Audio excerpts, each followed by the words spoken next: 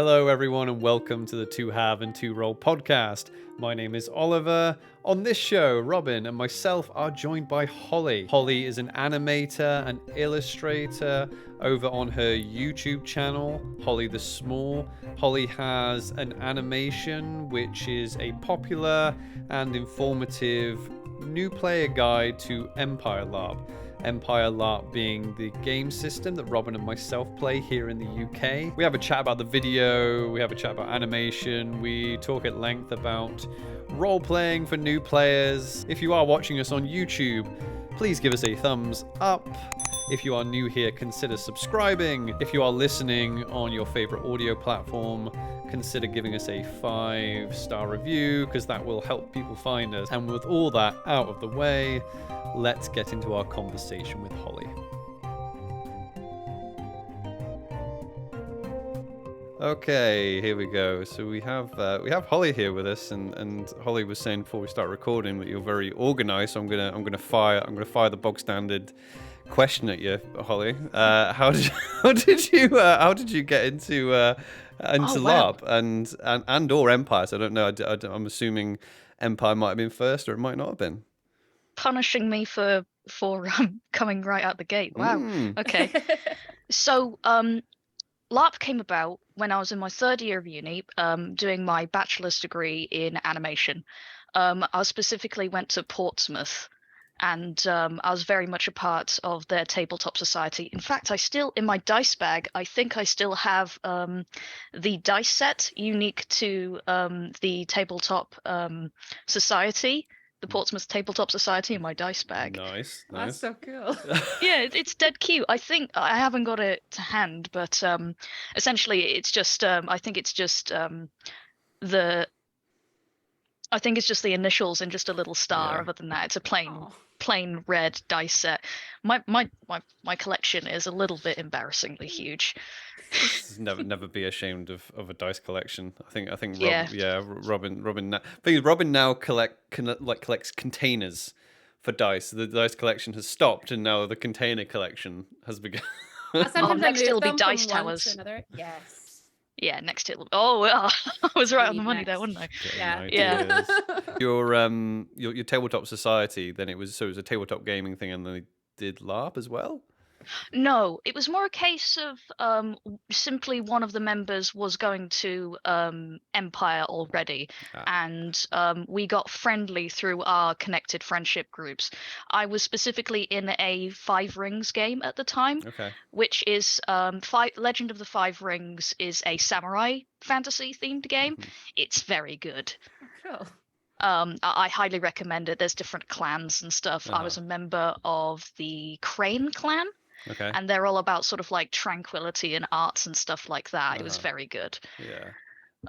Before I divulge too much further into that path, again, this is going to be a problem. Rein it in. It's all right, rein you in. I'll corral you. Don't worry. I'm practiced. It's fine. I'll corral you. Back. So even though I was a nerd, when I heard about LARP for the first time, I thought it was just that line I would never cross. Like, I'm a nerd, but I'm not that much of a nerd, you know? That mentality. We're feeling you. Yeah. Don't worry, you're in good company. The first time I heard about it was actually a couple of years earlier, specifically from a series called Counter Monkey, which is a series about this guy called Noah Antwiler, who talks about his various experiences in the tabletop community, and with such episode titles like Toilet Pizza and Conga Line of Death. What?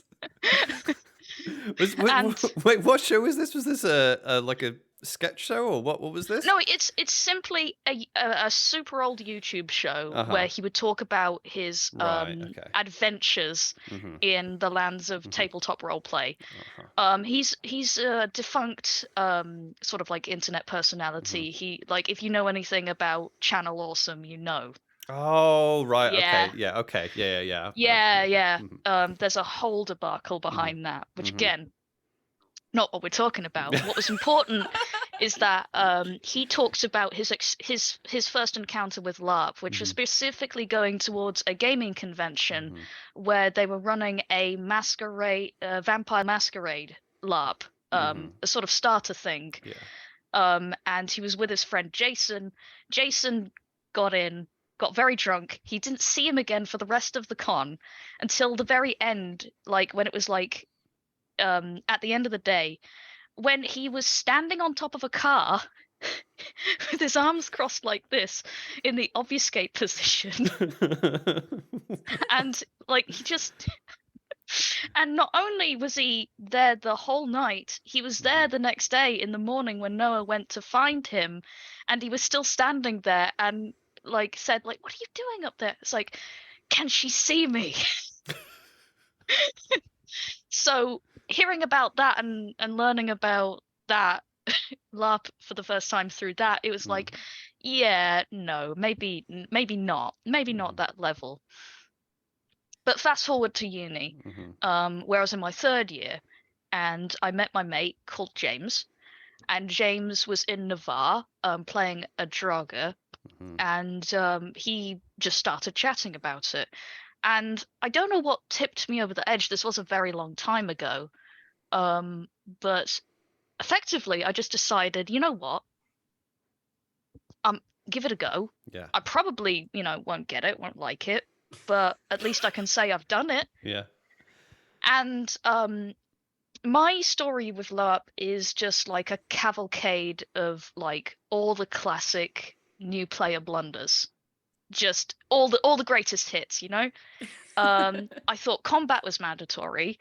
I picked my nation basically based off of not what I thought was cool, but basically what kit I had to hand to scrap together a kit. That's how I got into the league, is that I had a fancy shirt and went, great, we'll go with that. You can see how I was committed I was to the whole idea. No warm layers, bare bones camping equipment.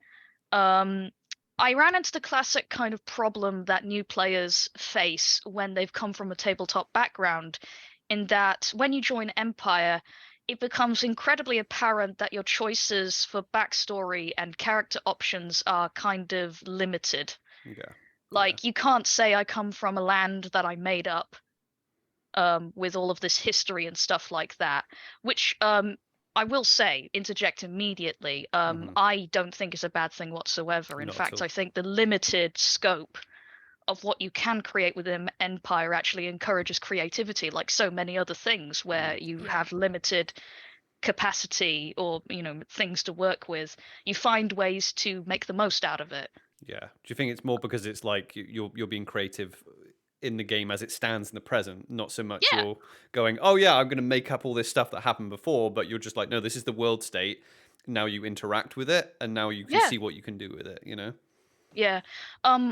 From like Matt P's own mouth, when I was doing research for my video, I actually asked him a lot of questions because, it's for his system. I might as well get it from the extinct horse's mouth, so to speak. Nice. I hear they have 6 legs and can breathe fire. And 2 heads. One of my favorite things about the setting is that horses are extinct because I work with horses in my day job. So not that I dislike them, it's just that it's nice because it feels like an actual holiday, where I don't actually have to think about them because they're not there. I feel like there's a lot of untapped meme potential if you're a H-Bomber Guy fan, because he has a running joke where it's like horses are a lie and don't exist. I feel like there's like a lot of untapped meme potential there for Empire. Yeah, actually, that's a good point. Because everyone like says, have they actually come out and been like they are extinct, or is it just as far as we know they're extinct? Because I know the actual like out of character reason why they've decided it, because they don't want horses knocking about and things like that. But have they actually come out and said, oh yeah, no, they're definitely gone, or could they? Be High Guard ate them all. Yeah. High Guard ate them all. What? Some High Guard. That's a joke. Well, if I wasn't going to be joining High Guard before, I'm definitely not now. You shouldn't have said that was a joke. Robin will just start saying that's fact now. I would No, have. please do. that will it's now funny. be passed around as facts in the field now. Yeah, no, it's where I got it. Don't shoot me, I'm the messenger, you know. Well, they will actually execute us, so we kind of have to be careful.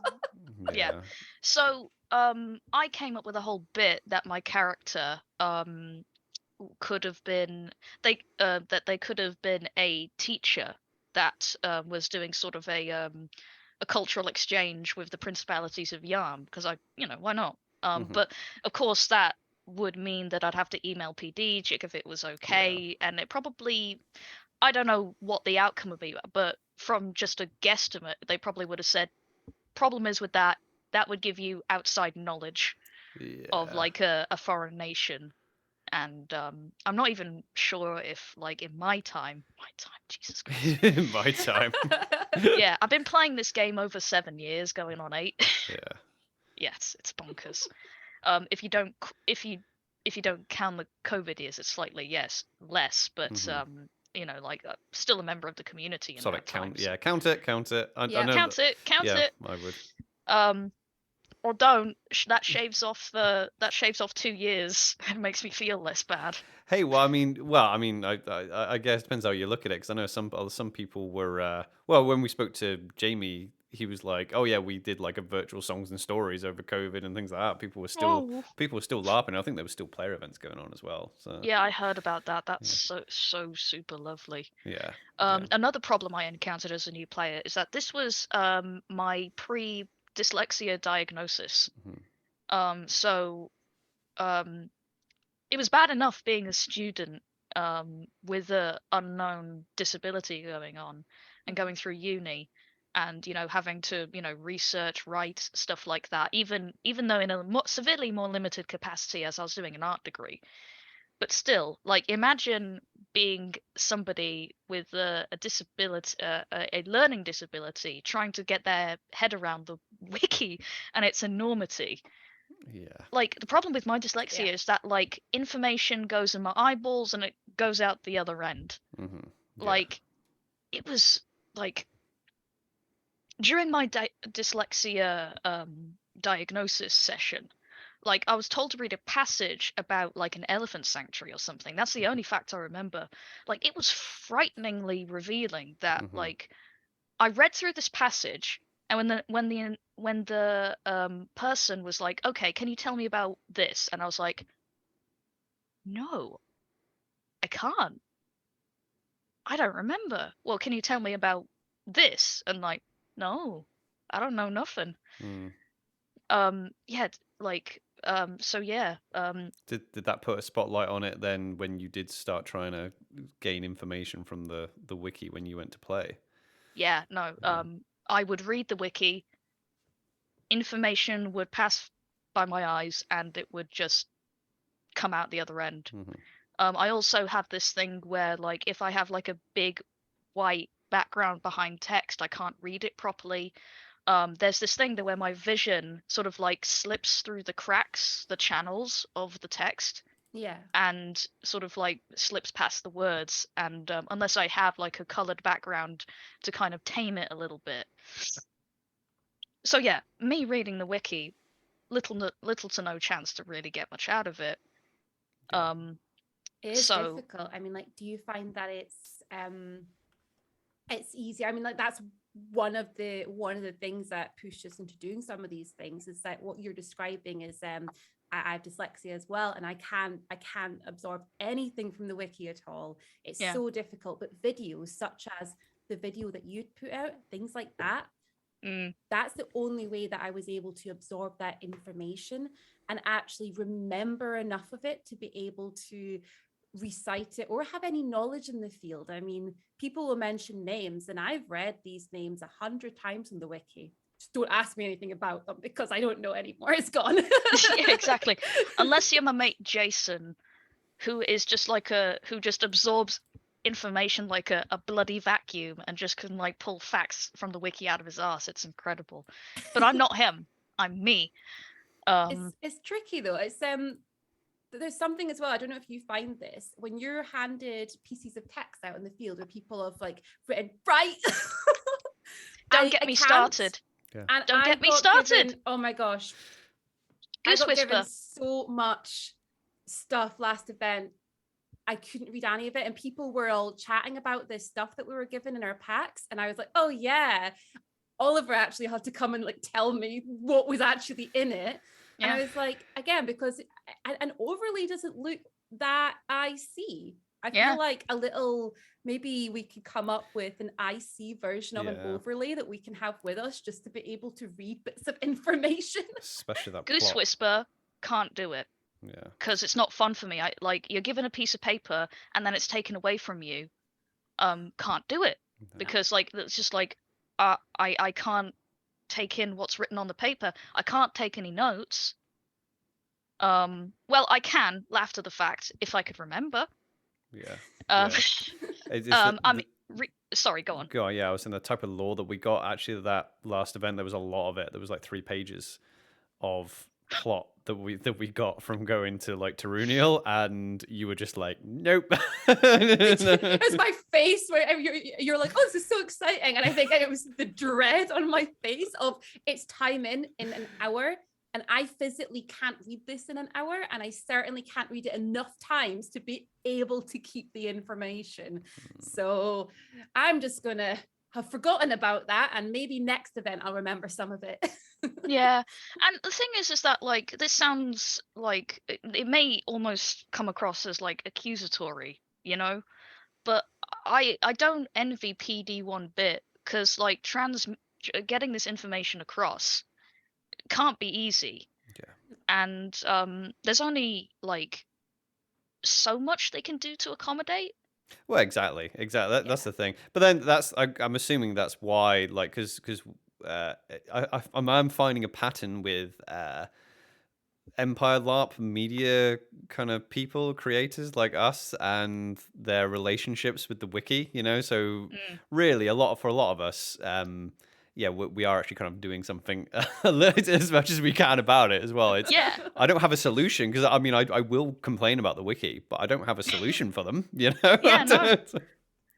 Well, except for things like what Autumn's doing with the incredible Empire audio channel, which I'm hoping to join the team of very soon. I'm just trying to create a better audio setup. I've got a whole like booth in a separate room with a new microphone and a new the sort of like mixer. Very excited about it. We're hoping to organize a bit of time to kind of like get it running. But the situation, problems breed solutions, and the result has become a beautiful ecosystem of like creative types who, like us, producing this kind of content. And it's not just a great boon for accessibility, but it also puts the word out there and makes LARP more accessible to all. And that's what's brilliant about like creating solutions to problems that come about from disabilities. I forget the specific word for it. There's a wonderful word for it, but it's I think it's simply called inclusive design. But you know, like you have streets and you have curbs with the little dips in. Originally those were created for things like wheelchairs, right? But everybody benefits from them. People pushing prams, skateboarders. Everybody wins effectively. Is that when you create this, design solutions, it solves a lot of other people's problems. The more people have fun, the better, right? Yeah. Well, that's the thing. Like you say with the criticism of the wiki. I mean, people might be like, especially if they're very, very defensive of the game that they love, and if they hear me criticizing the wiki, they're like, oh yeah, but the wiki, you know, how else are you going to do it? I'm like, it's fine. You don't have to read the wiki, and then because you could quite easily say something similar about a podcast or a YouTube video, which people do say to me, they're like, oh, I just don't listen to podcasts. That's totally cool. You don't have to listen to it, but for some people, like you said, it helps, you know. And so all this to say that I basically didn't stand a chance. I couldn't read the wiki. I had bare bones camping equipment, no warm layers.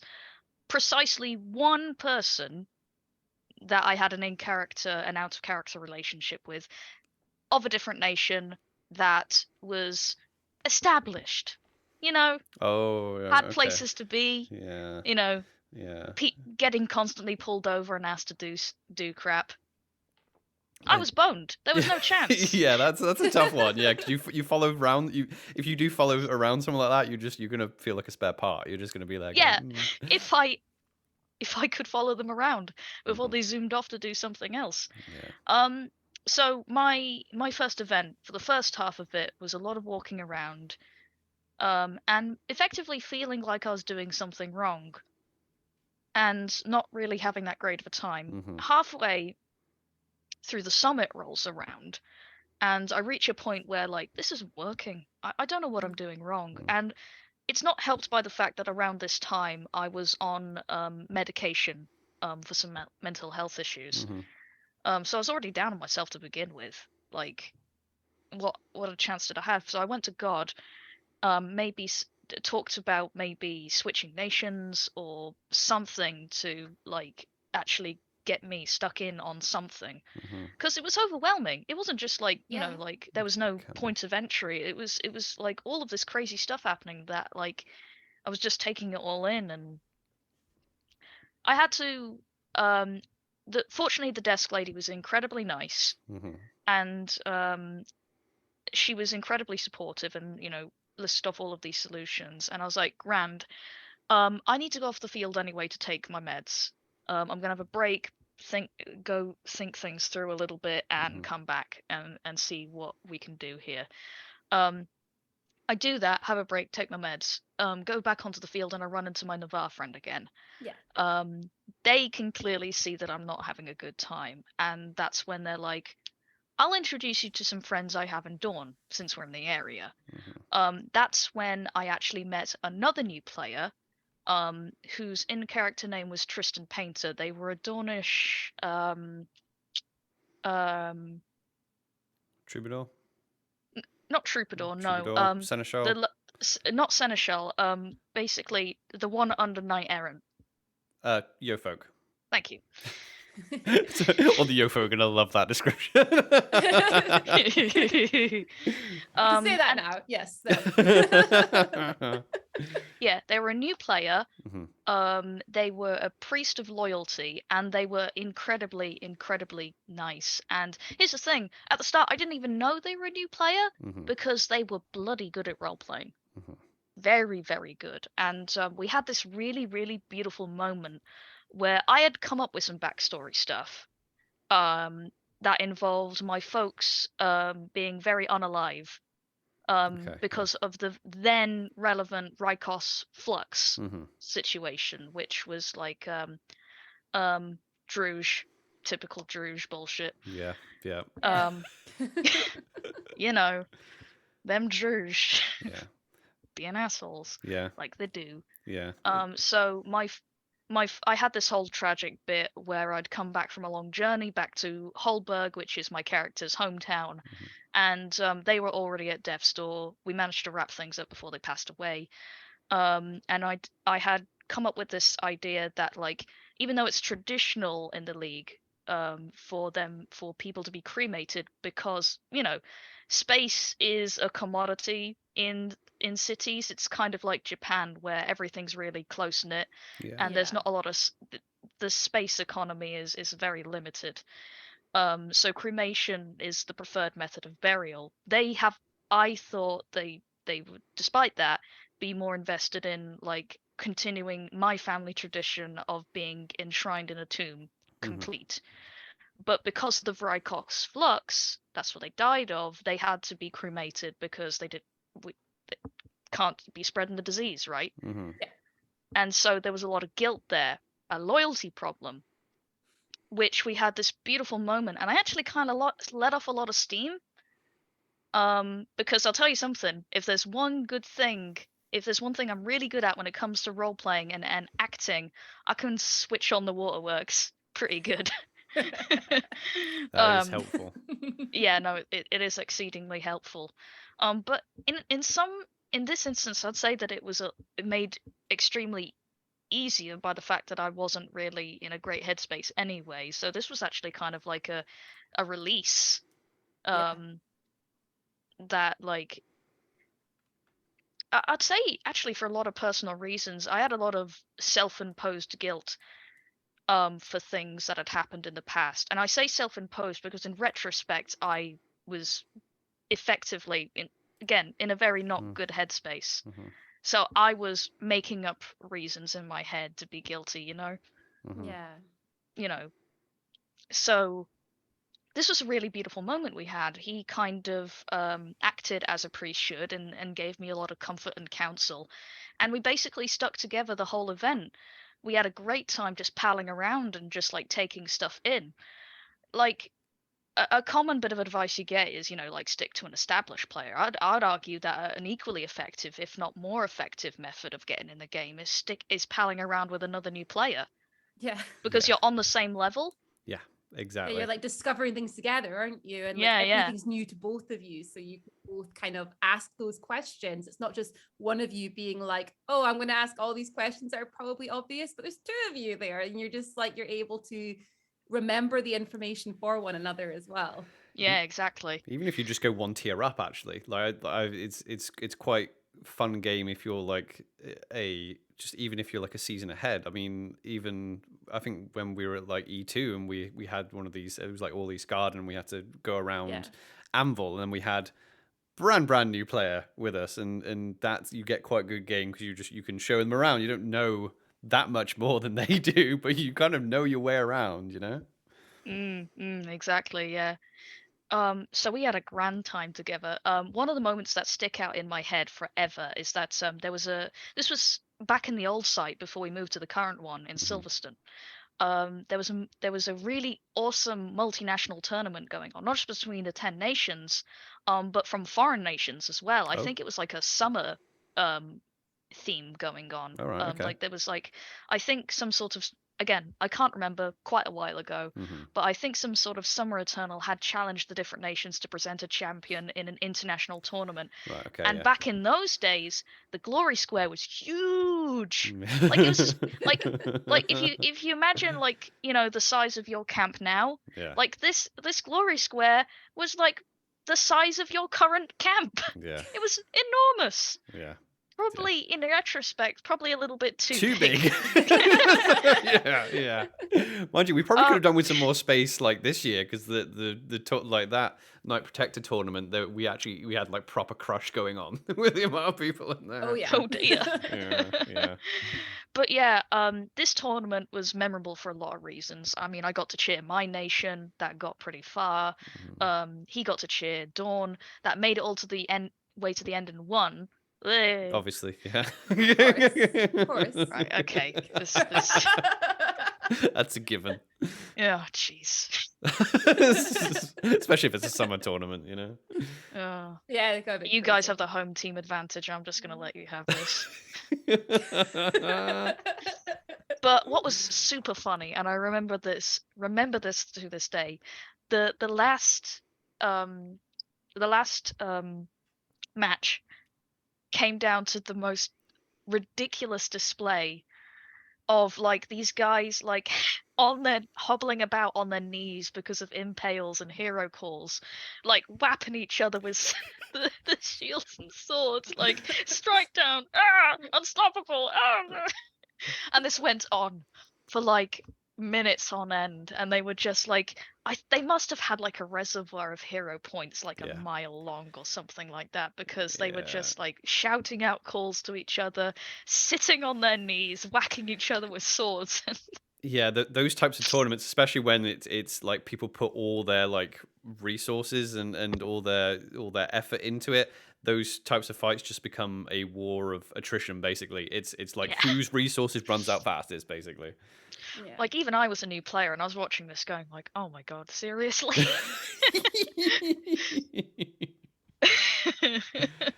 So that was very funny. That was very funny and very amusing.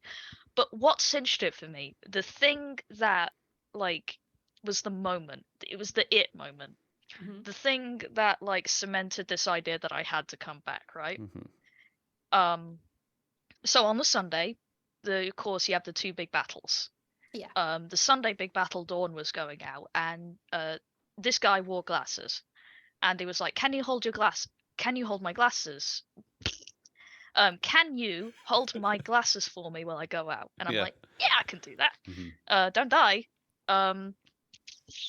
So battle goes out. Battle comes back. Well, people come back, and there's like a very epic funneling of like returning heroes and stuff like that, and I don't see him, and I feel like I've missed him. And eventually it funnels out to just a few stragglers left, and then an imperial orc comes out, and they've got a bloodied priest stole in very recognizable colors, and I'm like, no. No. No. And like my character flips out, runs back to Dawn, and out of character I fully expected if I do see him, he's like packing down and getting ready to go because like his character's dead or something, and I see him. I go over to him like, "Oh, hey, I couldn't find you. Here's your glasses back. Are you alive?" And he's like, "Yeah, I'm alive." And I'm like,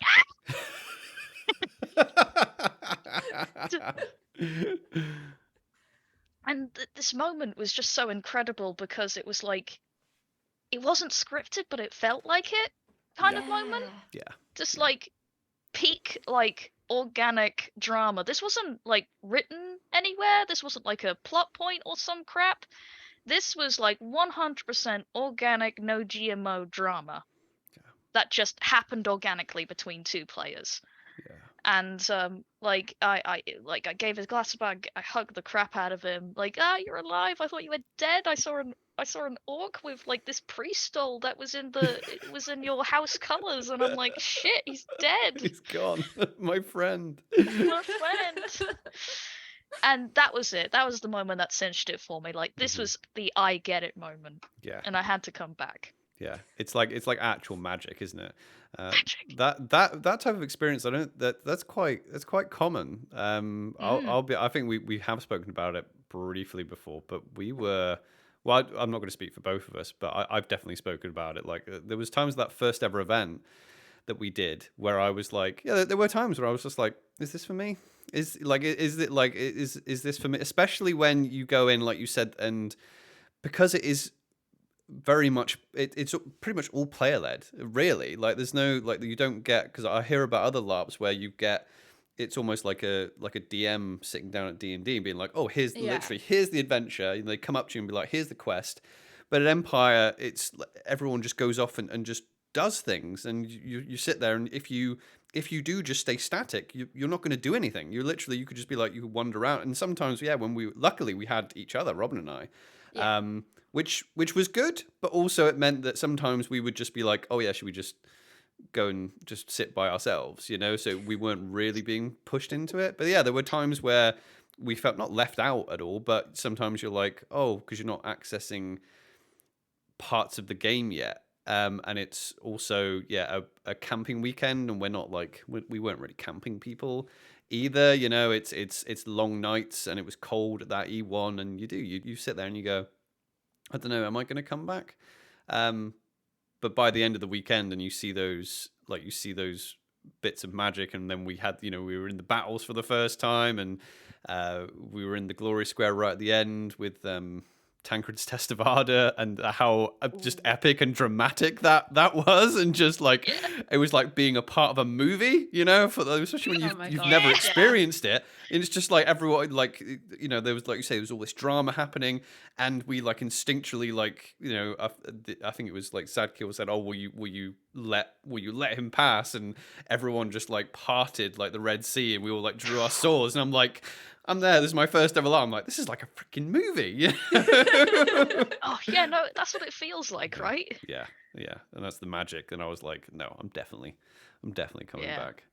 Yeah, you'll on a similar vein to that. One of the most significant things I remember after the fact is that James, bless him, he was quite apologetic that he was so busy and didn't have much time to hang with me. Yeah. But what was worse is that like he actually had another player advise him, right, word for word, let them sink or swim. Yeah. And it's just like that couldn't be. That is the opposite of like how you get someone in LARP. Like it was like I was struggling and on a razor's edge, wondering whether I'd come back or not because this wasn't for me. It was only when he came back and put me in front of somebody with that I could relate to. Yeah. That I'm here sitting with you today. Yeah. Yeah. Like this. Like I'm not saying that like players are like responsible for the enjoyment of others at all times, but all they need is just a little bit, just a hand, Yeah. just Yeah. something to get them in Yeah. from off of the sidelines and into the story, just something. Yeah. It's that introduction to other people. One of the most powerful things in the game that I found anyway from my own experience is that power of actually making friends and making those connections. Because as soon as you have that, you feel more included, more involved, and a bit safer as well. You've got people you can go to. So I do feel, although yeah, you can't exactly, hold people's hand the whole way through, but I do think there is a responsibility there of, if especially you got someone brand new, find out what part of the game that are they starting to get interested in and just make an introduction. And that if enough people do that, that helps people just find their feet, feel like they have people they can go to, and it stops people slipping through the cracks and heading back to their tent and sitting there and wondering, should I just go home? Because I don't think any of us want anyone to go through that No, at all. exactly. Yeah, no, not. I don't want anybody to go through what I went through, and um like my troubles didn't end there. Like nowadays I hear a lot of new players getting in and like getting in some game like within a year. It was not like that for me. Like I spent a lot of time like struggling, figuring stuff out like over the course of like 3 years before I got in to some really significant plot. It was mostly just kind of like mooching around and meeting people, Yeah. meeting some really fantastic people and just talking to them and figuring out who my character was separate from myself. And because I'll tell you something, the Estella of today is nothing like the Estella of when I first started. Yeah. Like, not even close. Yeah. I've really like it took a long time to figure out who Estella was, and I couldn't be happier for what she's become. Yeah. She's like there's a lot of similarities, but there is a lot of differences. Um, Are I've there said, more differences over time, or are they becoming more like you or less like you? oh well, here's the thing. Whoa, okay, so This is a topic I that really interests me because a lot of people no, will initially say, "Oh, my first character is just me," and they usually use the term something like "dialed up to 11" or something. yeah, for sure. So I often like I'm LARP's biggest proponent, like biggest mascot fan, what have you, because like we can talk a lot about like LARP has a reputation, and it is just so like I'm not upset about like that reputation, in a comedic sense, but it does kind of limit people's perspective. That LARP is like huge in like how much it encompasses and how much it has to give. Like we can talk about like how like people use LARP for therapy and stuff like that. LARP is like a mirror to me. It like it shows you who you are by playing somebody else, and I've I've talked about before about how like it really shows you what you're capable of, what your limits are, and maybe some ways that you can kind of improve as a person.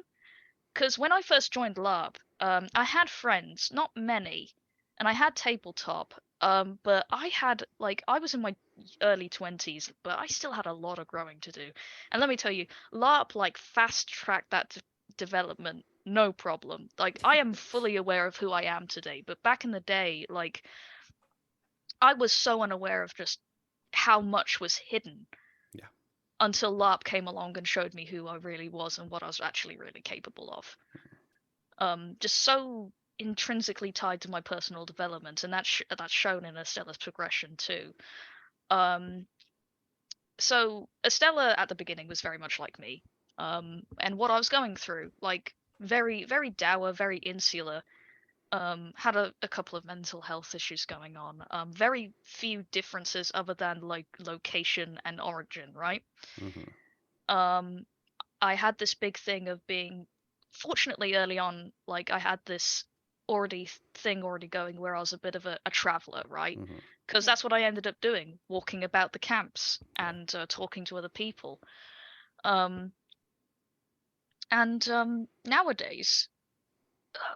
Nowadays, like it's, I am just bursting with like a desire to like talk to people. Like I have no issues walking up to strangers anymore and just chatting to them. Yeah. No issues whatsoever. And I surprise myself about how well I can improvise on the spot, and the fact that I had a bit of a upsetting experience taking leadership for the first time, and that's kind of like that leaves marks even today. But now through LARP, I figured out that yes, I can lead. The potential is there. I just had a really rough go of it the first time. Yeah. Key differences between Estella and me. Again, it's really hard to split difference. There are some very obvious differences in the fact that Estella is just like very very socially confident, so much so that very flirtatious at the drop of a hat. Just like completely obscene, may I say. Utterly just completely obscene. I'm on the ace spectrum, but she is just like omnisexual. There's no stopping her. Very very open, and flirtatious, and she kind of uses that to her advantage in a lot of way because like courting the favor of other people. If I were to nail down specifically what Estella is, a jack of all trades and a professional traveling celebrity is probably the best way to describe it. I like I love that. Yeah. Because she is a priest. And the priest thing was the big revelation for me. This was like, I don't know, 4 years into my play, where I had another player come along, the then Bishop of Pride, and say, maybe you should have a hand at priest stuff. And I'm like, I don't know. But it turned out to be the thing, the perfect thing, because me being a non-combatant for personal reasons, not any sort of like physical limitations or what have you. Yeah. It's more choice. I have a very funny story about my first combat experience, but I don't want to spin off into another. We'll come back to it. We'll come back to it. We'll come back to it. So priesting. Priesting requires a lot of like talking, chatting, convincing people, and being really, really empathetic, or at least that's one way you can spin it. There's a lot of ways to, like be a priest. There's a lot of ways to skin a cat. Yeah. A religious cat. Religious cat. a very religion. virtuous cat. Yeah. Or a very unvirtuous cat. Very I mean, we are skinning it. Yeah. Is it virtuous after the fact, or? How does this metaphor work? There's a joke. There's a Schrodinger cat joke there somewhere. I feel like it's somewhere. We'll figure this out. We'll skin this cat. I'm determined to skin this cat. So this is what the priest debates are all like, people. If you want to come to Empire. Yeah.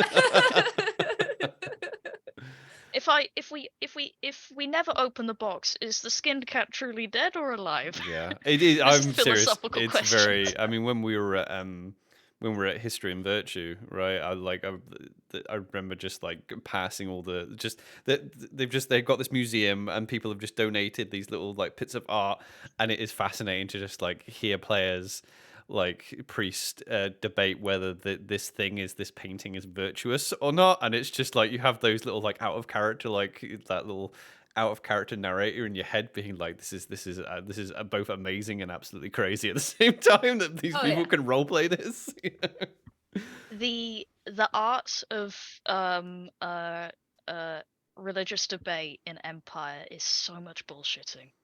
It's remarkable, and through the power and magic of LARP, I have discovered that I'm the queen of bullshitting. And just coming up with absolute garbage. And so priesting. I really enjoy it because, well, it's had this knock-on effect where I'm a pride priest, right?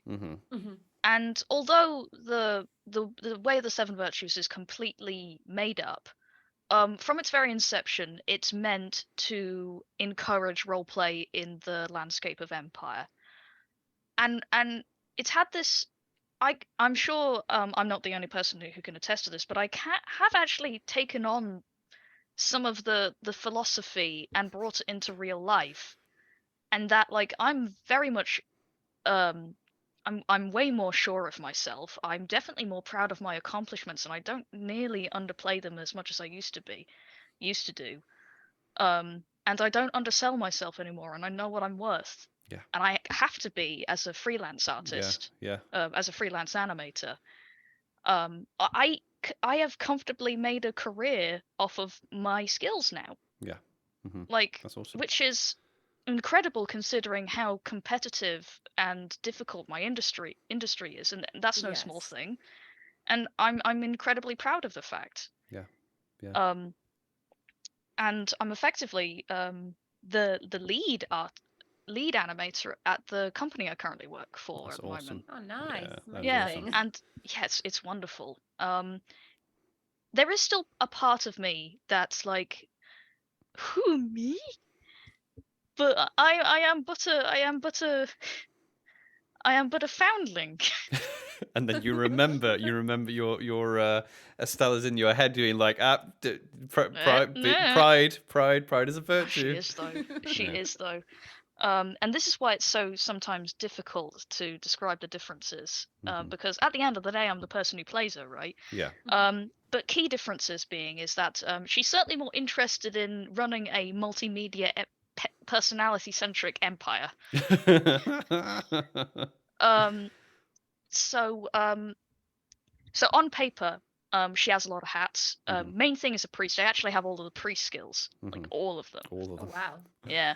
Again, been playing this game for a while now. But I'm actually also a winter ritualist and a physic. And these things came about because, again, there was a lot of years of figuring out what I wanted to be. Yeah. And I can still be those things when it calls for it. But the main thing is being a priest. Yeah. Because I just love the game so much. Synod is so much fun. Going around and spinning a yarn, having to convince people of your views and like your agendas is very, very fulfilling, especially when you do it successfully. Like scheming together on things that outside of the context of Empire don't really matter, but like because like you can spin a yarn and just create bullshit, like you can get people on your bullshit, and you can make something that was just an idea formed of bullshit and make it a reality. Yeah.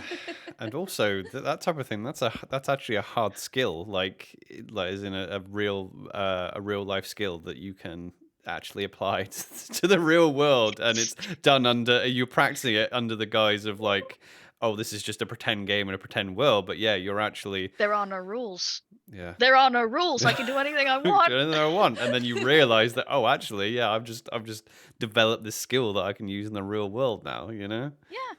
Like Synod, like you want to put an idea out into the world, get people thinking. All you have to do is pin a piece of paper up on the wall and get people voting on it. and talk to people about it. Like, there's your ticket. That's how easy it is to create game, is sticking a piece of paper up on the wall. That's why Synod is so good. Yeah.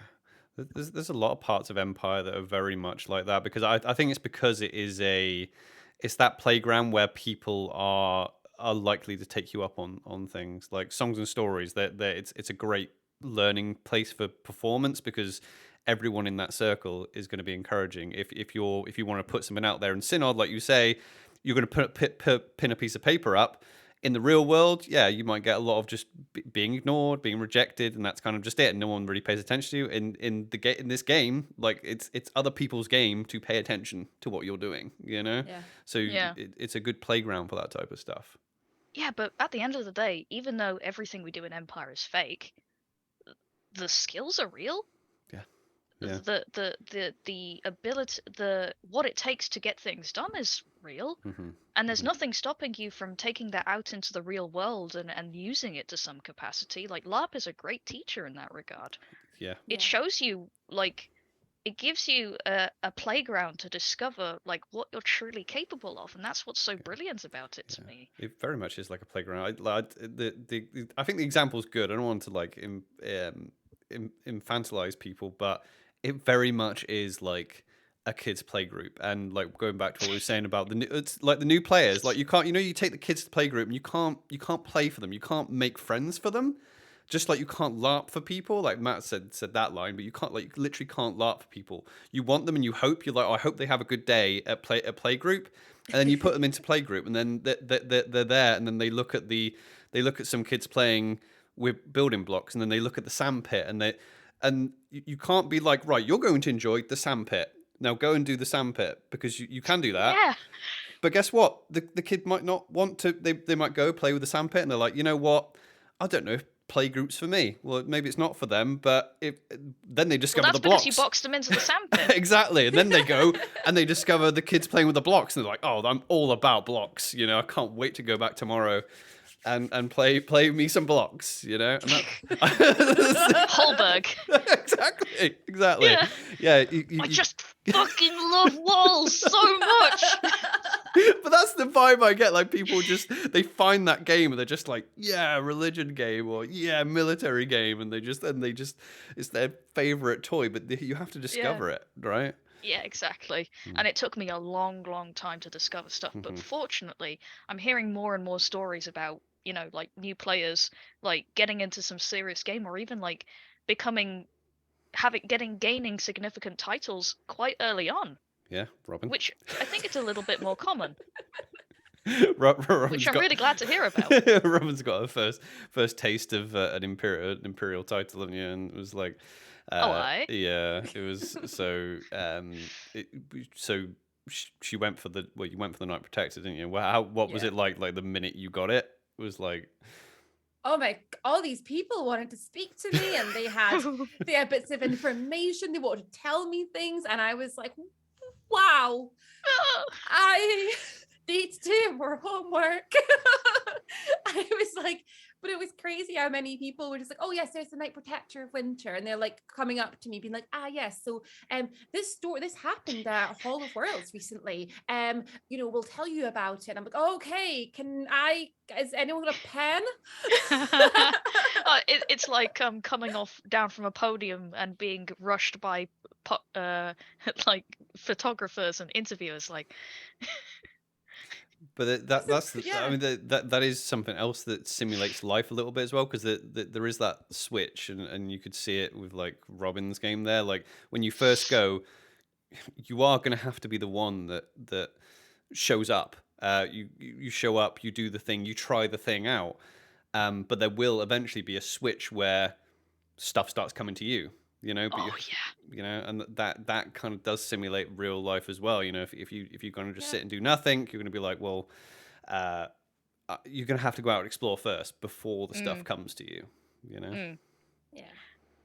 Yeah, and taking the plunge is hard, and like the least we can do is make it the plunge a little bit easier. Yeah, give them little ladies. Yeah. A life ring.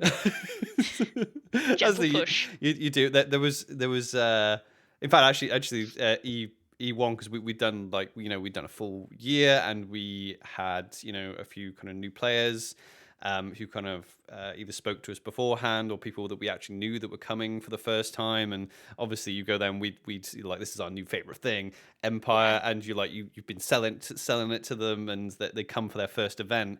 And like I said, a little bit like the children when you send them off to play group, it's like when we we had our player that we went, he was like, all right, he phoned us on the Thursday and went, I don't know, because he arrived late and he was going to be in the Imperial Orcs.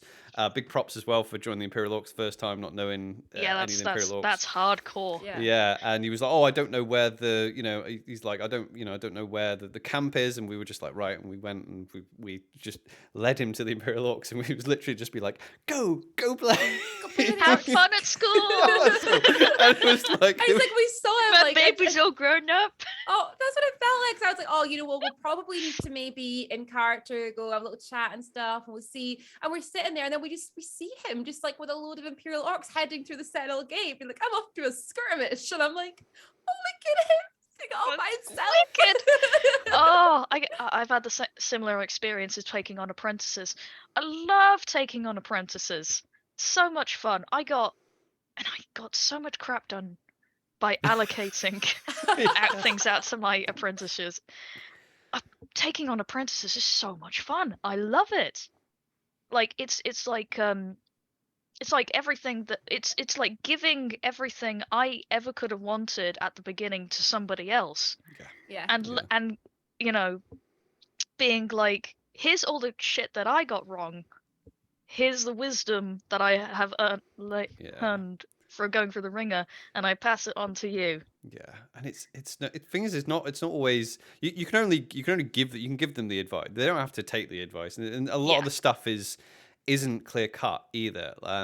So like we've had quite a few discussions about groups and things like that. Like we spoke to an Earl in Dawn about groups, and a lot of it was an out of character conversation of like groups. And for new players coming in, a lot of people will give the advice, find a group before you go, make some connections, which definitely isn't bad advice, but it's also not the only perfect advice, because we didn't really do that. We've spoken to people that they go and they join a group before they go, and then they get there and now they have to spend the whole weekend with these people.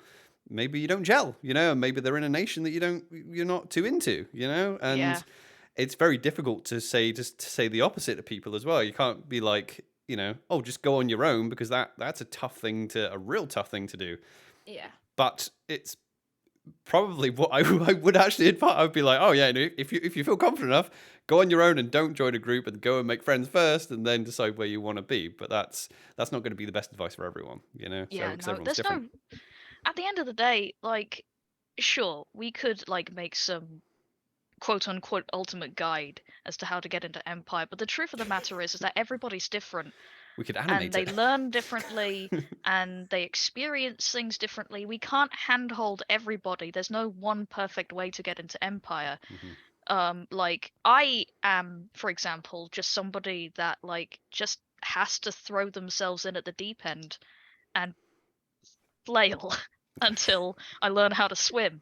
That's how I learn things. Yeah. It's not efficient nor is it great, but it's how I do it. Yeah. I'm having to think about doing such a thing. Like I currently work in a software called Animate, which is effectively Flash, but Adobe renamed it like they do. Yes, they do, yeah. But my company wants to move on to a different software. And I've got to learn that software. And the only way to do it is dive in. Yeah, I mean, I empathize with that. I'm relatively similar, but if you want to be a storyteller, or if you enjoy telling stories, that's a good way to learn things, because in the moment it might seem like suffering, but you are, one, learning, and two, that's where you get really good stories. It's by doing that. People are always interested. Like for my first event, I literally went. They were like, "Oh, they needed people to run for general." And I was like, yeah, sure. It was like 5 minutes after timing or whatever the hell it was. And I was like, yeah, I'll do that. Just like, Sure. no idea what was going on, you know. But that's the type of situation that I kind of not thrive in, because I'm probably not clever enough to be like, oh, but I just didn't like, I literally didn't know what the virtues were, and I didn't know what the armies of Dawn were called either, you know. So obviously we're getting interviewed, and they were like, oh, asking me about these things, and I was like, I don't know, but I got a really good story out of it. And then Is that a type of food? what I did, I think the person to my left was getting asked, and we were all getting the same question. And I was just like, I would just copy their answer and just embellish it a little bit. Yeah. They were so good though, weren't they? Because they knew that obviously you're a brand new player, and it gave everyone else, because that's the one thing about LARPers, we all like to talk about LARP, and it gave them that opportunity to not only ask you the question, but explain enough so that not only you, the brand new player sitting there, could learn about it, but all the brand new players standing around you, because this was outside, because it was still, you know, respecting sort of COVID rules and things like that. So it was all outside, and all these new players the middle of the you were Glory also Square, learning. Yeah, in the middle of Glory Square, just like everyone's learning because of you chucking yourself into it at the deep end. Yeah, but then you make a big enough. No, I don't want to say make a fool of yourself. I mean, but you make a scene of being like, I am learning, like you say, you're flailing in whatever situation you're in, but people then take notice, and they want to help, you know. And Wisdom in it. yeah, exactly. Wisdom is funny how Empire wisdom just keeps coming, like it keeps coming up in my game, and I have way more, like when I first heard of wisdom, I was like wisdom, because I kind of think of like D&D style wisdom, and I was like, nah, wisdom. But now I'm every time the more I hear about wisdom, I'm just like, yeah, it's the F around and find out type thing. So that's definitely me all over, actually, you know. It's so good. At what point in your Empire journey did you decide to create the video, the Welcome to Empire video?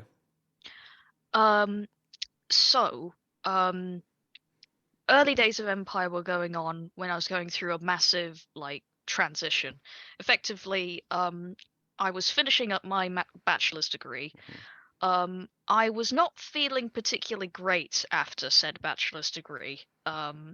So there was like there was a very short discussion between my folks along the lines of like, masters, Mm-hmm. I'm not ready to go into the world of work yet. I hate myself too much. Yeah.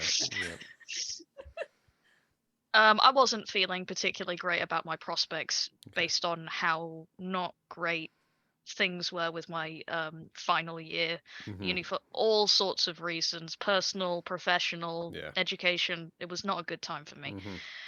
And now, like, I'd gone to uni once, twice, then thrice. It was actually, the master's degree was exactly what I needed, though. Not only did I really get some really great counseling from it, from a mental health standpoint, but that extra year to figure things out was just what I needed to figure out what I actually wanted to do. And I figured out that my strength is not in narrative, it's in informative. Because I'm a kid of the internet. Like, all of my entertainment is not so much narrative based stuff. It's just watching people review things, talk about things. I talked about how as a channel awesome kid, for bad and for worse, that I really loved talking about things, presenting. I loved presenting information, or I like the idea of it. And what really cinched it is that I did this fantastic project where we had to we were assigned a thing where I had to talk about teaching nurses about what TTOs are, and because I did it, I still remember. And essentially, TTOs are to take outs. They are the prescription a patient gets upon leaving care in the hospital. Oh, right. Okay. And I got to design all of these adorable original characters. And I got to I experienced animating typography the first time, and it really cemented for me the fact that I am so much happier, and this my creative outlet is doing informative stuff as opposed to narrative based stuff, because like my final project was a disaster because it was very sort of like character acting narrative focused, and there was a whole heap of other problems going on as well.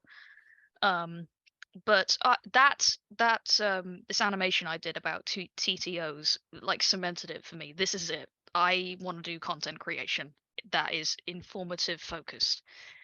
And then my the the gears started turning in regards to what's your final thesis going to be. Mhm.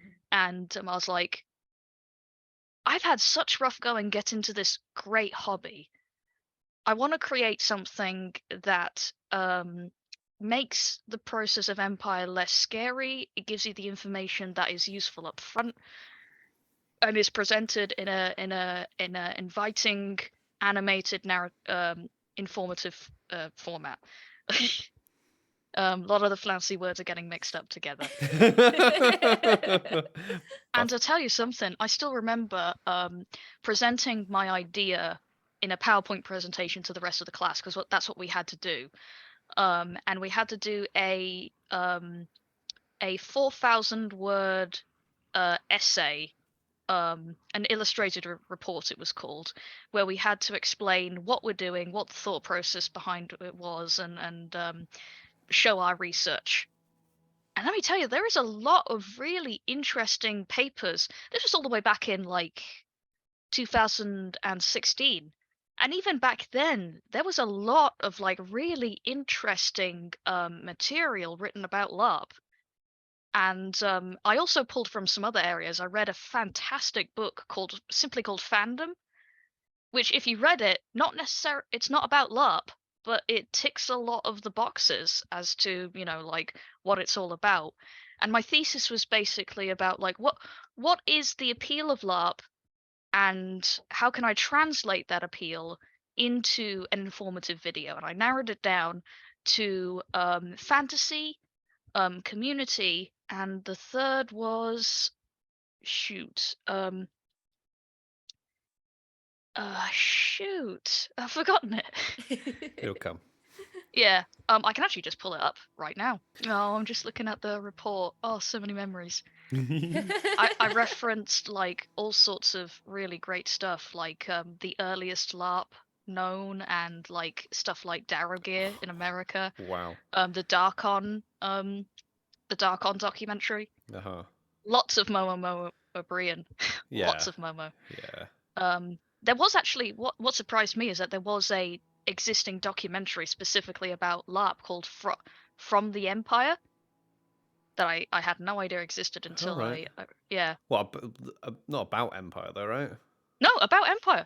Oh, really? Yeah. What's... Let's see. Oh, that's still an amazing picture. Of course, I had to put a Garnet picture in there, right? A Tom Garnet picture. There's this beautiful picture of oh, that was it. Authenticity. Yeah. So, authenticity, community, and fantasy. Those were like the three things that that LARP has the appeal of LARP, and that's what had to come out in my my animation. And I didn't just talk about like fantasy in terms of like there was a paper written about like fantasy and LARP, the relationship between fantasy and LARP, and it had this fantastic thing where it basically talked about LARP isn't just about the fantasy of like empowerment. It can be, but it's also about essentially taking you out of the real world and placing you into experiences that you would not otherwise experience. Yeah. The good and the bad. Yeah, you're talking about fantasy, like the concept, not fantasy the genre, right? That type of fantasy, yeah. Basically, fantasy fulfillment. Yeah. Yeah, and again, doesn't necessarily have to be about empowerment. it can be about the grief of losing somebody. It can be like the drama of like having everything taken away from you. It can be placed into a stressful position of power, which I think, as we can all attest to within Empire, is very much a possibility. Yeah, most definitely. Yeah. And when it comes to, so let me think about where we're at right now, because again we've So you gone on did your another tangent. you did your presentation. You had to put these concepts forward in your Yeah. in your work. Yeah, and basically discuss the why should such a product exist, and what benefits it would have and what merits. And I'll tell you something, I was shaking like a leaf. Shaking like a leaf. And this was just, it was in front of people I knew. I was still incredibly nervous now. But LARP inspired me to do something I wouldn't otherwise do. Now I could like get in front of a crowd, no issue, and talk. Like the event that's just passed, me and our egregore, we basically improvised an entire opening ceremony for a mass, like a national holiday. Our Day of the Reaper. We pulled in some new players to do participate as well. They did an amazing job. Oh my goodness! Like the fact that they were only told about like half an hour before it was happening, and the stuff that they came up with to talk about was inspiring. It was just like, Really? "Are you sure you new players?" Very well done, Yeah. incredibly well done. And no. And what was really fun is that it looked planned, but we just we made it up. It always amazes me, like, so sometimes when you hear like people doing, especially people doing like rituals and things like that, and people doing like just like some of the speeches that people come out with, and you're just like where are you pulling this stuff from? Like where is it coming from? It seems so, because sometimes sometimes it is, especially with rituals, practiced, but yeah, other times sometimes they're just like, oh no, it's just just made it up. Like, Yeah.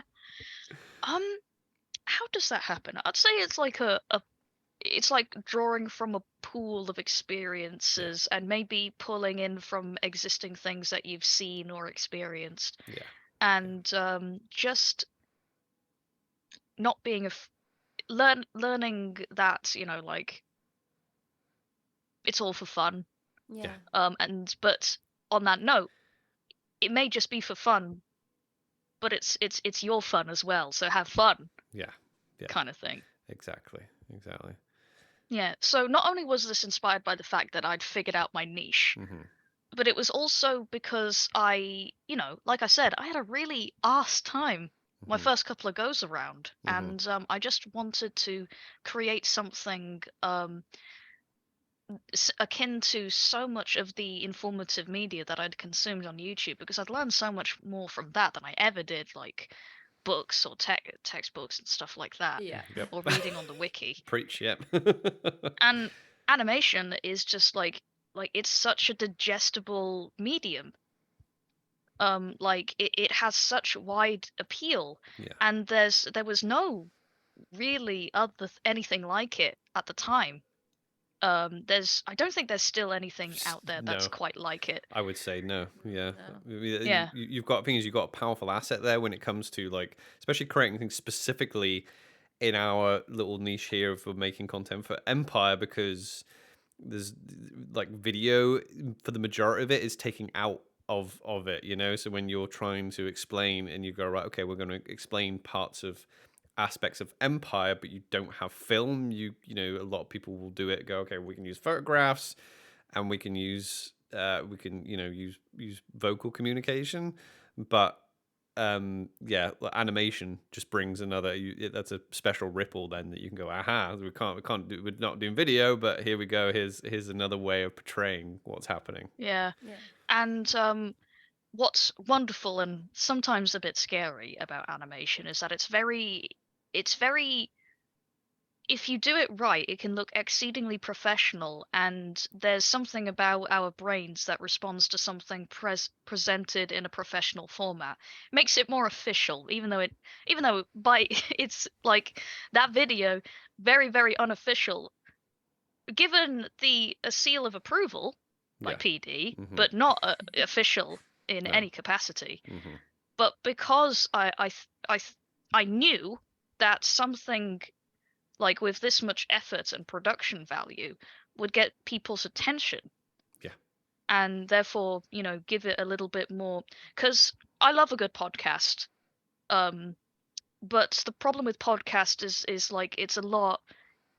It's like they can go for hours sometimes. Yeah. Yeah. And that, as good as they are, might not be what you're after. You might want something a little bit more condensed. Yeah, most definitely. Yeah, especially if you're in for that type of information. But that's like you were saying. It's like there's informative stuff and there's storytelling stuff. Usually, I mean, obviously there are purely informative podcasts, but for a lot of podcasts, it's this is why we tend to go for the time we kind of go for as well, because conversation. I tend to find conversation people start saying what they really mean around about between like 40 minutes and up to 2 hours in conversation, because we're trying to tell a story. But if you want to get information out there in a like you said digestible form, you it's you probably want to look to another medium. Yeah. Which your video definitely does. It's the right length of time. It gives.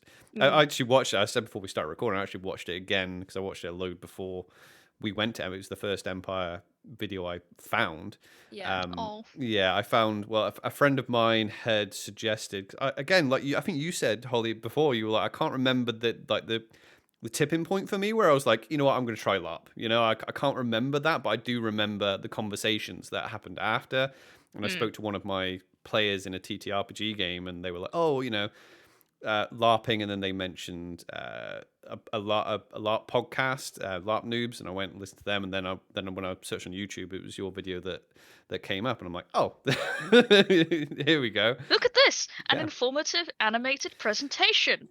Let's have a let's have a look. Yeah, and I'm pretty sure that was the first thing that you showed me as well. Yeah, yeah. I think you were like, "Oh, how am I going to get into LARP?" Well, she'll like this. yeah. Can understand this information. Yeah, this is pretty straightforward. And then I watched it. I watched it today before we spoke to you as well, and I was actually surprised because how long? It's like 6 years ago, right? Or was it as long as that? It was posted 2017. Yeah. So a while ago, but it's actually a lot for a game that has a lot of changes in it. It's pretty much 100% relevant. All the information in that video still.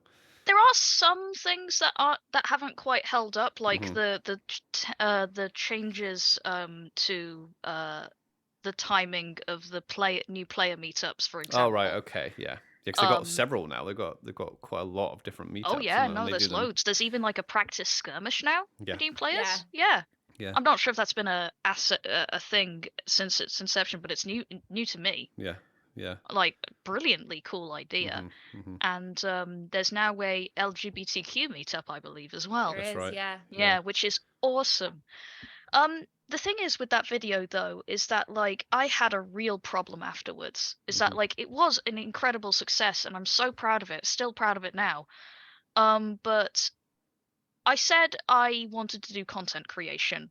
But the thing is that like I had to learn again that like yes, that not quite.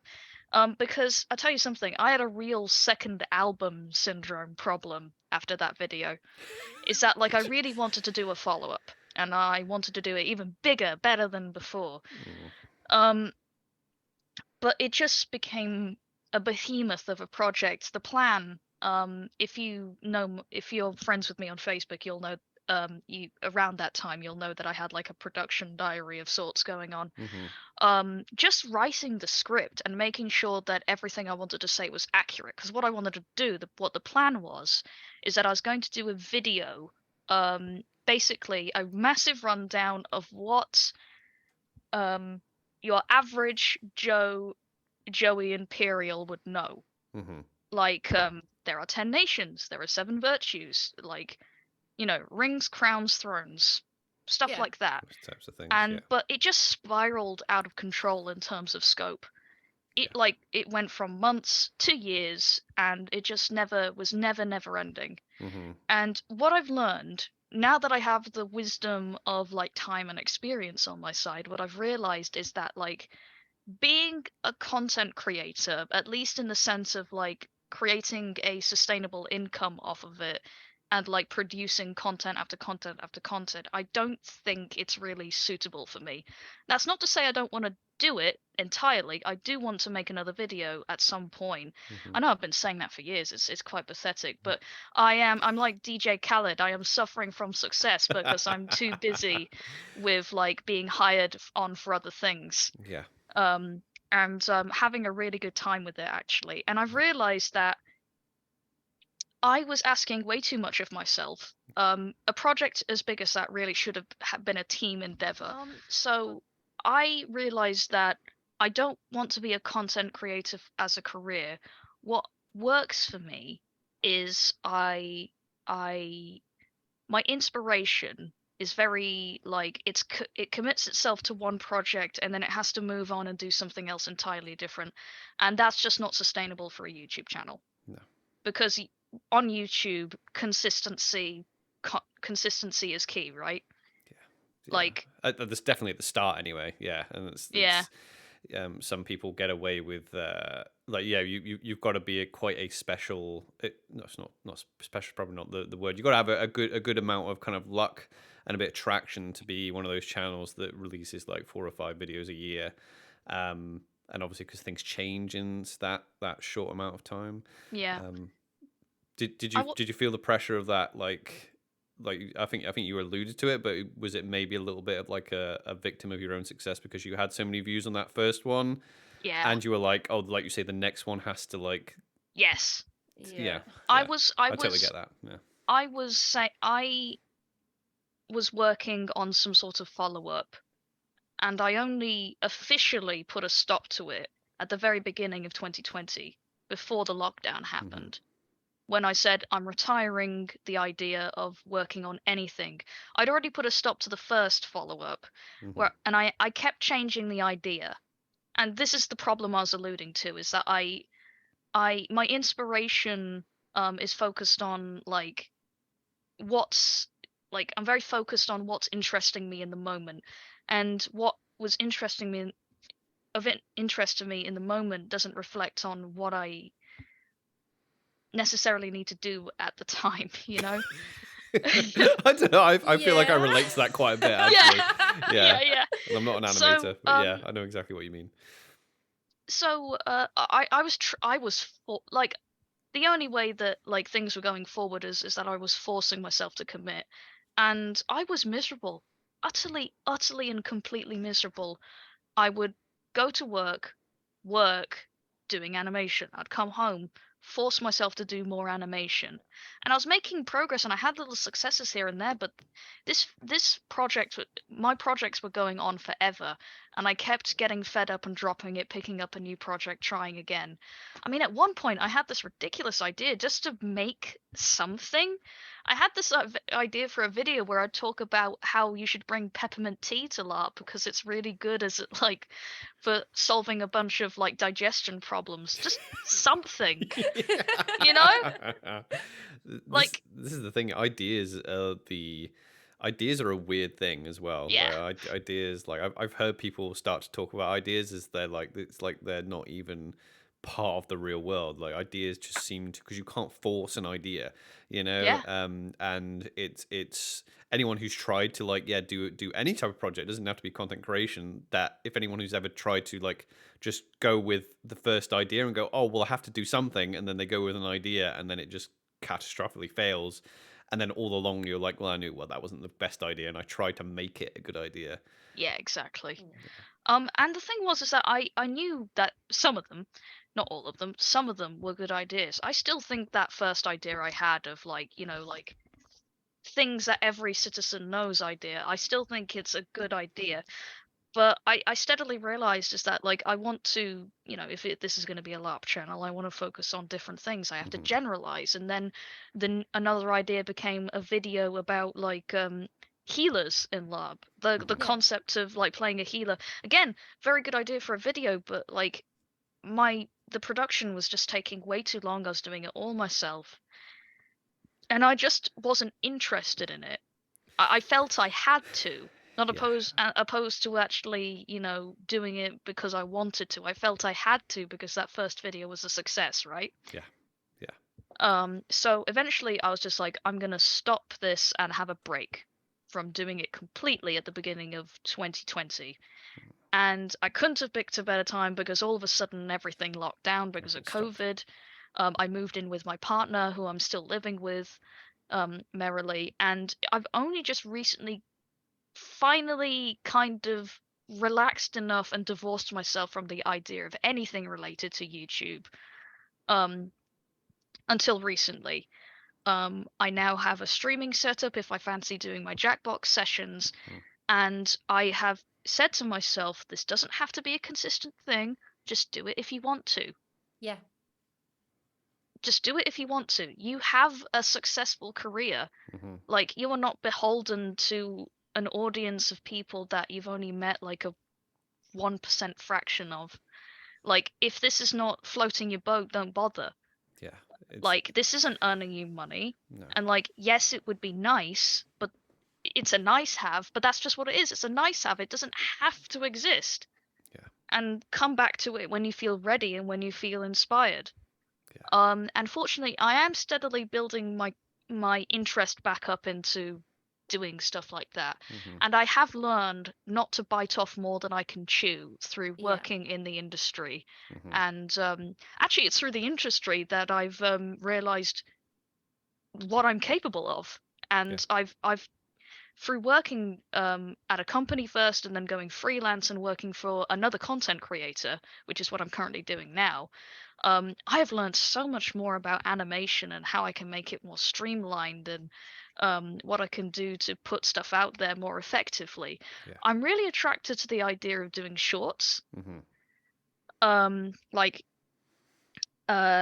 maybe sort of like dropping little tidbits of information about certain things. But again, it's just at the moment it's just all ideas. And you're getting my idea juices flowing. I'm just like, the ideas in my head are too good to put a broadcast out there right now. But collab. Yeah. But what's really tickling my fancy right now, at the very least, is that I'd really love to do a remake of that original video. Because it's wonderful that people are still finding it useful, and to this day that people are coming to me and saying, this is the video that got me into LARP, which is just, it's wonderful every single time. It doesn't get old. But I'm just like, really? That video's a bit shit.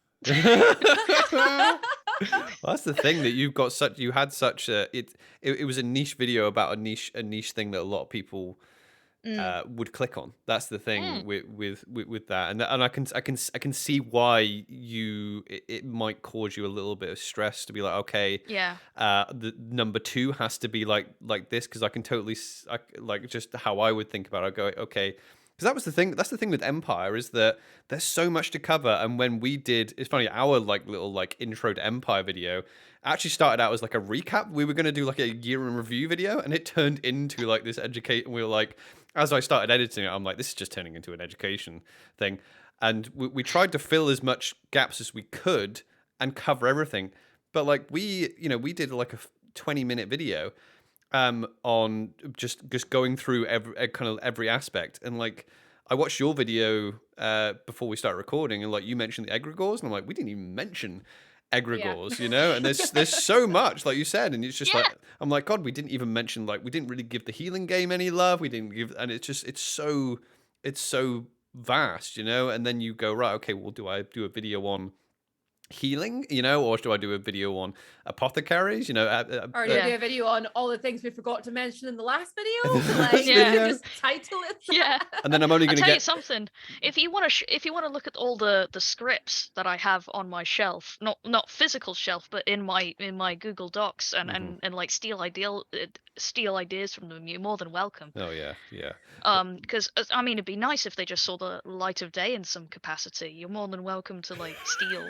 Because you're right, I'm always up for conversations. always up for conversations. Yeah.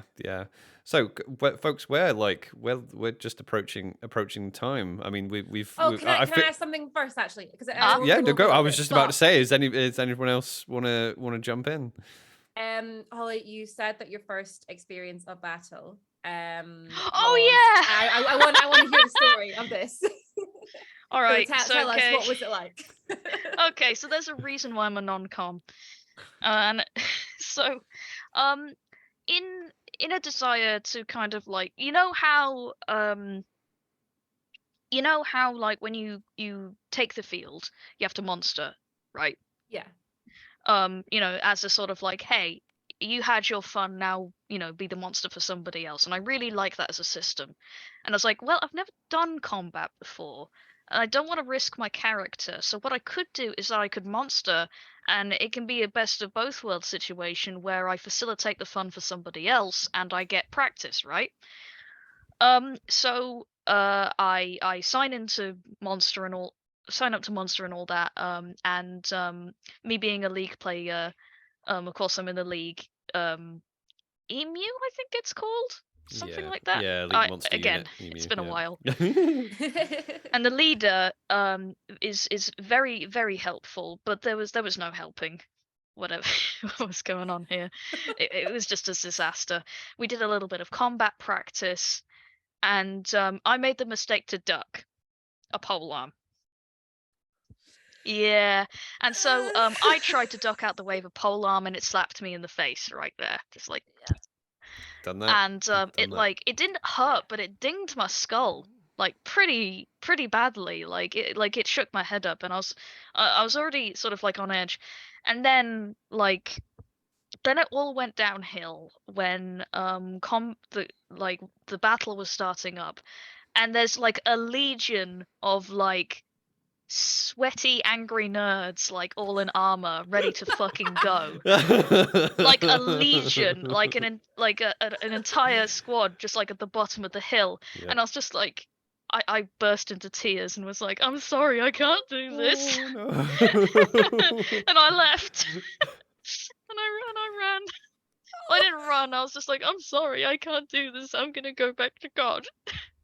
I mean, That's scary. Yeah, I tell you what, it is. I mean, it is. It is something. I mean, we mentioned the new player skirmish. We did that our first event.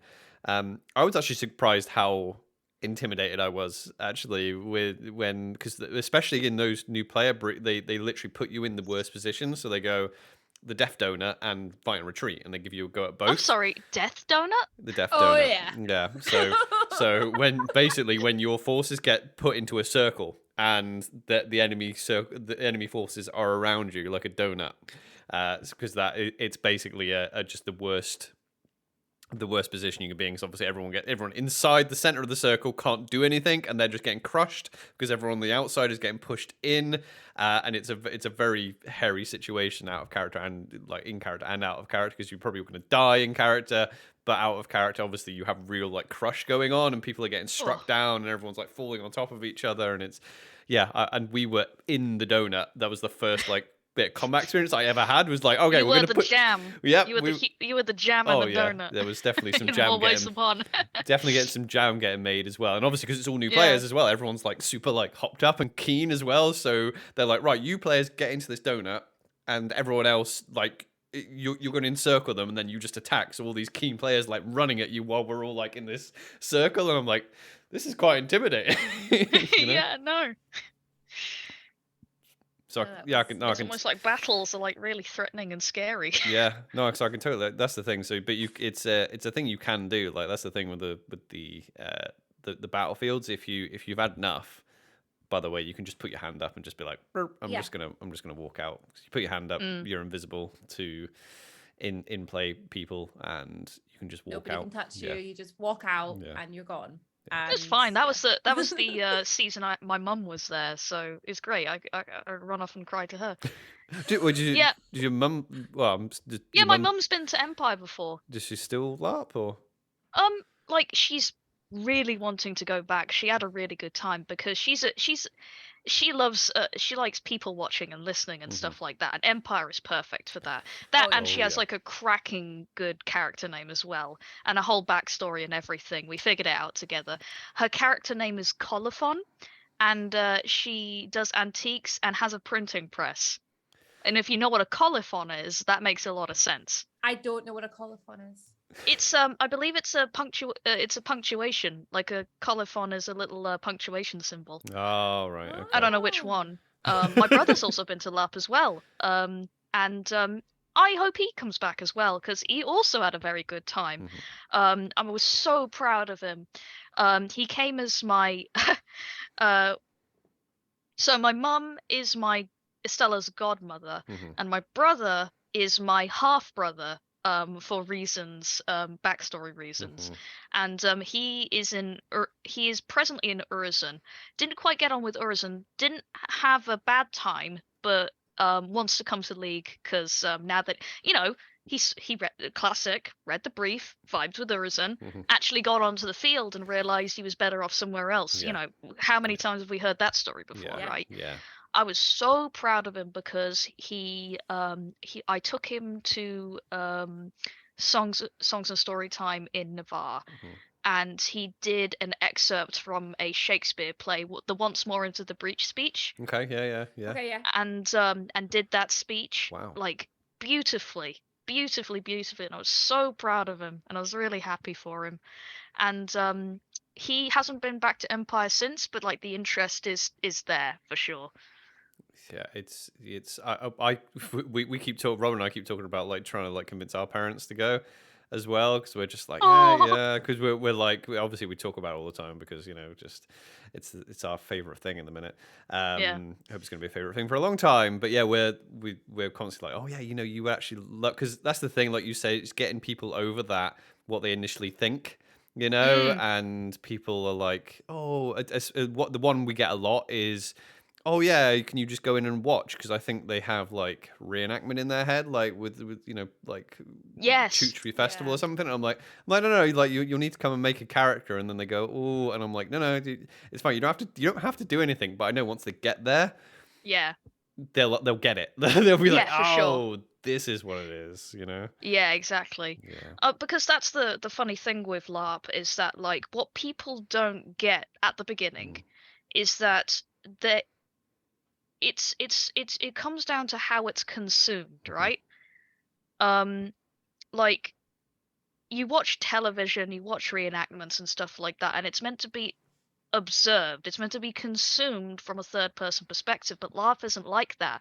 And that's why to some people LARP looks quote unquote, like crappy, Yeah, unprofessional and all of that it's because it's not for Yeah, you, it's the it's for opposite, Yeah. right? us. Yeah, it's one of those Yeah. few things that is completely the opposite. Actually, it's like you can't like when you watch it from the outside. I mean, you can't obviously you can watch other characters interact, but you are very much a part of it, right? And there's not many other things like that. Like you said, a lot of things are very much very watchable, like things like sports and like you say, even things like reenactments and you say TV and Yeah. plays and things like that. But yeah, LARP is supposed to be point of view 100%, Yeah.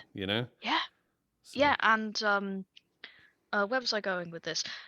That does present an issue mhm. for content creators though, because it's like, well, we there are literally rules in place that prevent you from filming. Yeah, yeah. It doesn't look great on film anyway because Anyway, that's not how it's meant to be consumed. So how do Yeah. you talk about it? yeah, How do you present it? yeah, But that's one of the things that I found was so successful about my animation is that like you can take things that are inaccessible and like render them in an animated format or at least create a representation of the ideas of LARP in an animated format without having to worry about camera and permissions and stuff like that. And like basically using facsimiles as opposed to the real thing yeah, to present the idea yeah. without like endangering anybody's identity and stuff like that Well, or Yeah. interrupting people's fun. yeah, yeah, yeah. That's the thing. The filming thing. It's something that obviously as a content creator is a little bit like, oh, I wish I could film stuff. But as a player, I'm like, no, I'm glad it isn't because that's what the game Yeah. is about. You know. Yeah. Anyway, Holly, I'm sensitive of your time because we've gone over. Is there anything else you want to plug or anything else you want to throw out there before we say goodbye? Yeah, sure. Well, first and foremost, I'm actually really glad. I didn't expect this, but what I'm really glad about today is that I finally have been able to talk about like all the behind the scenes quibbles I've had about like my attempts at like becoming a content creator. And what I've learned is that I don't want to be a consistent producer. I just want to make things when I feel like it. And it's nice to have that pressure alleviated and not promise things and force myself to promise things that I then have to force myself even harder to deliver. I just want to make things for fun. And I think the products I make out of fun are so much more like genuine than anything that I could make having to consistently produce. And I think what I've realized and what wisdom I'd like to impart on other people is that like the things you enjoy should not should I will say that's not quite what I mean, but that you have the option to keep things that are meant to be fun as just for fun. We live in a world where it's just like, oh, you've got into this hobby, now you have to monetize it. That's what you got to do, right? You got to get on the Instagrams and like, make a podcast or, like stuff like that. It can just be a fun thing, and that's what I feel about LARP. Is that LARP is my holiday, it is my relaxation. It doesn't have to be another facet of my quote-unquote brand. It can just be for fun, and that extends to creating content about it. You can just enjoy things. It is possible. Yeah, you can. I don't want to ruin that sentiment by adding anything to it, and we'll say goodbye to the podcast. Bye, everyone. Bye. Bye, guys. Thank you very much for stopping by. You can find the link to Holly's YouTube channel in the episode description. If you enjoyed this show, consider following, consider subscribing so you know when a new episode is posted. Until that happens, though, you can always go out and check out some of our other content that we have made. Until the next time we see you, though, we love you and stay safe.